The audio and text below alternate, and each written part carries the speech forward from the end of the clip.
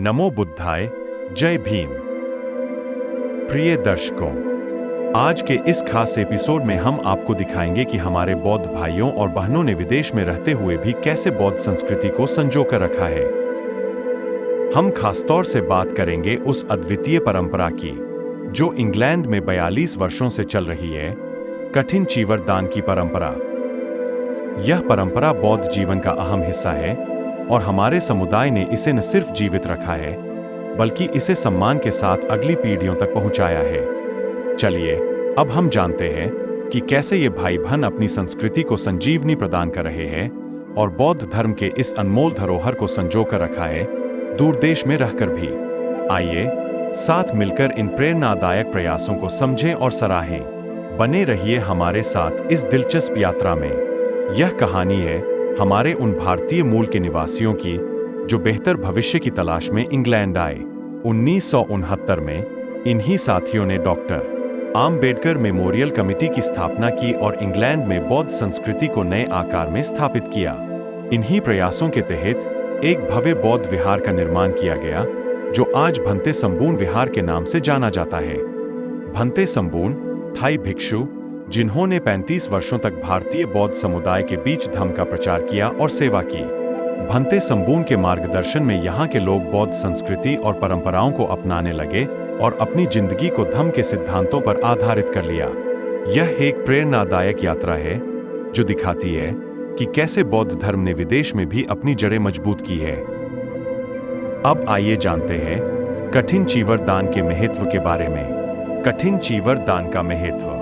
कठिन चीवर दान का महत्व बौद्ध धर्म में अत्यधिक गहरा है। जैसा कि हम जानते हैं, वर्षावास का समापन केवल एक उत्सव नहीं, बल्कि कठिन चीवर दान से होता है।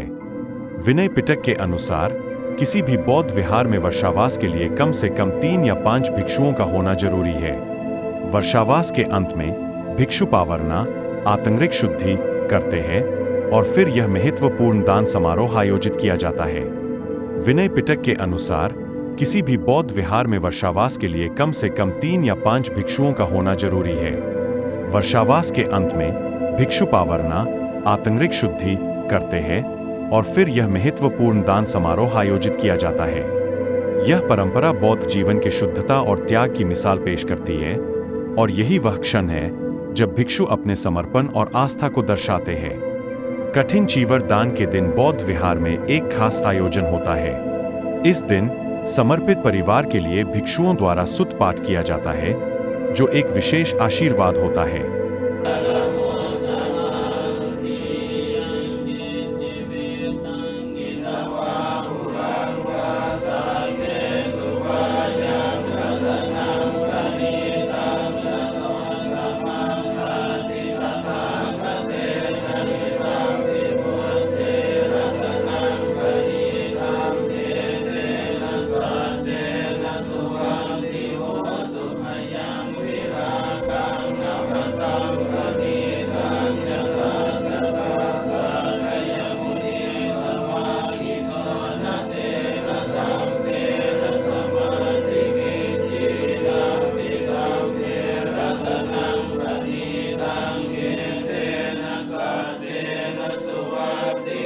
सुत्त पाठ के बाद परिवार द्वारा भिक्षु संघ को भोजन दान दिया जाता है। भोजन के बाद सभी उपासक और उपासिकाएं भी भोजन ग्रहण करते हैं।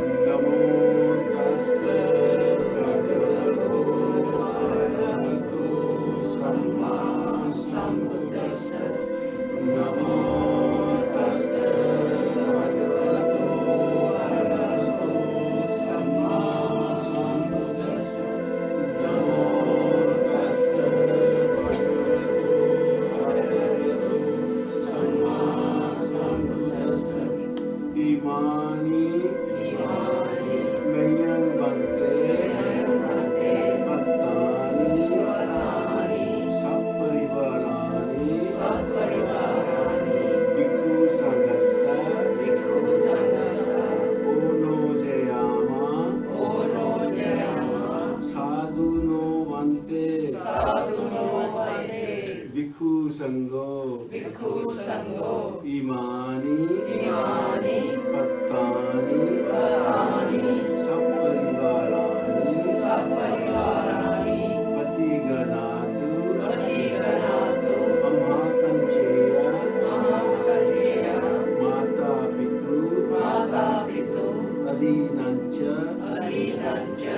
प्रियजनानां दीर्घरतं हिताय सुखाय Well, if you wish. Okay, well, my name is Rob Maris. I live locally. I am delighted to be here at the Vihara for this year's Katina. Fittingly, of course, in UK here it is raining. I'm looking forward to a very important ceremony and to meeting some of my friends, the monks, as well as many of my friends who attend the Vihara here in Wolverhampton. It is a wonderful building. If somebody who is watching this has not visited, please do come and visit the Vihara in Wolverhampton in Zor Street, WV3. Thank you so much. Good morning. I am Warinder Singh Just MP. I'm the MP for this area, Wolverhampton West. It's always a great pleasure to come to this Buddhist Vihara in Wolverhampton, and I'm here to celebrate Kathina. It's a wonderful atmosphere. It's so good to see my friends again, and there is so much love and joy here. It's a complete pleasure, and I'm looking forward to spending some time here. And if you haven't been to the Vihara before, it's a wonderful place to visit. Please come. अब आता है दिन का सबसे उत्साही क्षण, पदयात्रा। भिक्षु संघ और उपासक उपासिकाएं एक भव्य पदयात्रा में निकलते हैं, जिसमें लोग नाचते गाते ढोल ताशे की ध्वनि में शामिल होते हैं। कुछ लोग चीवर लेकर चलते हैं, तो कुछ के हाथों में पंचशील का ध्वज होता है। यह उत्सव समर्पण, खुशी और एकता का प्रतीक है और पूरे समुदाय में धम्म के प्रति निष्ठा और प्रेम को दर्शाता है।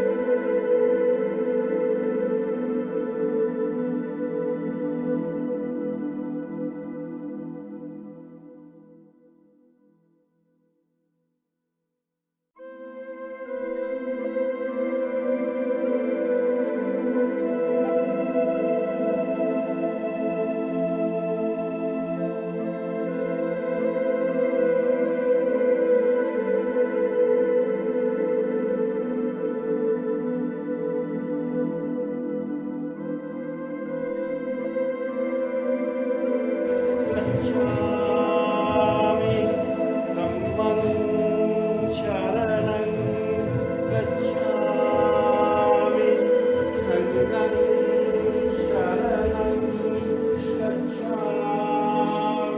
धम्म यात्रा के बाद सभी भिक्षु और उपासक मंच पर एकत्र होते हैं। यहाँ एक भिक्षु त्रिशरण और पंचशील का पाठ करते हैं, जिससे सभी को धम्म का सच्चा मार्ग याद दिलाया जाता है।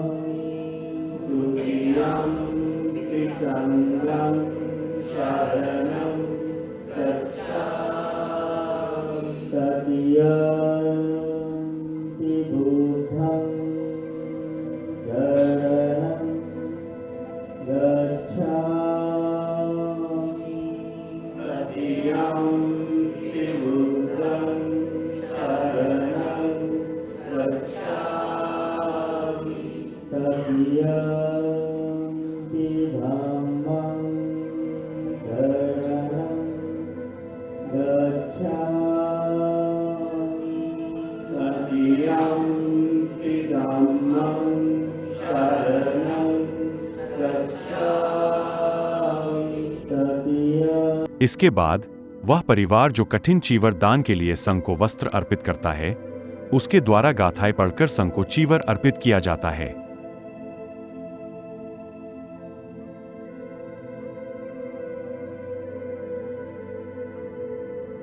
Pali Pasha de Veche, the Gatha we going to recite as in the Pali language, which language was spoken at the time of the Lord Buddha. I will explain that in the Punjabi later on. So I would like to request the family together that please say that please if you can. All family.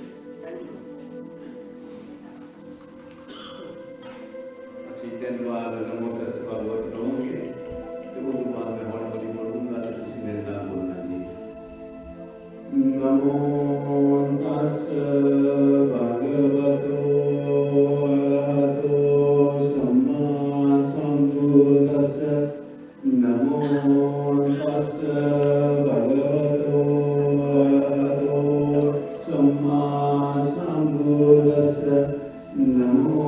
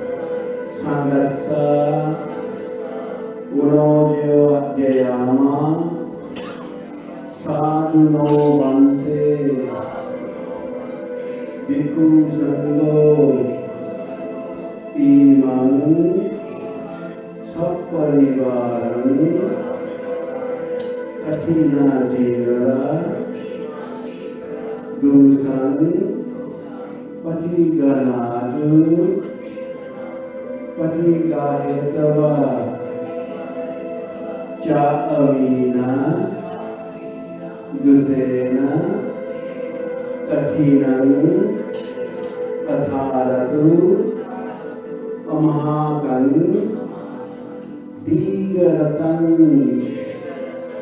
हिताय सुखाय। पूजनीय संघ, हम अपने परिवारों के साथ इस कठिन चीवर को संघ को अर्पित करते हैं।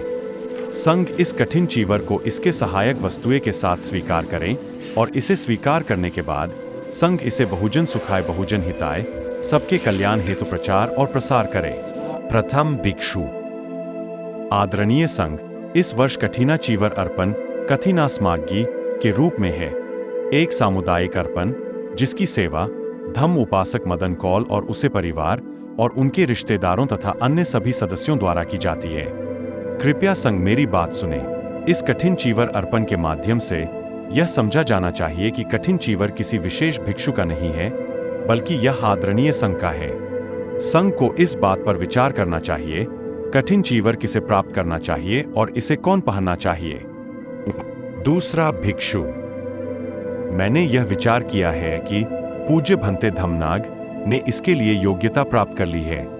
अंत पूज्य संघ को बौद्ध धर्म के मूल अनुशासन के अनुसार कठिन चीवर दान करने और प्रचार करने के लिए उन्हें यह कठिन चीवर प्रदान करना चाहिए।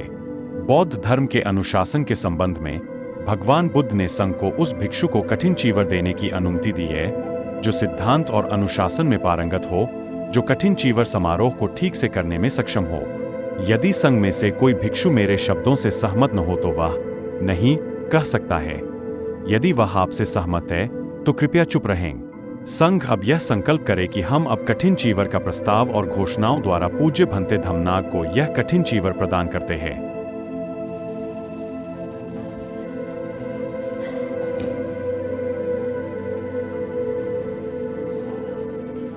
इमं उत्तरा संघस्य कठिनं अत्तरामि। द्वितीयंपि इमं उत्तरा संघस्य कठिनं अत्तरामि। तृतीयंपि इमं उत्तरा संघेन कठिनं अत्तरामि।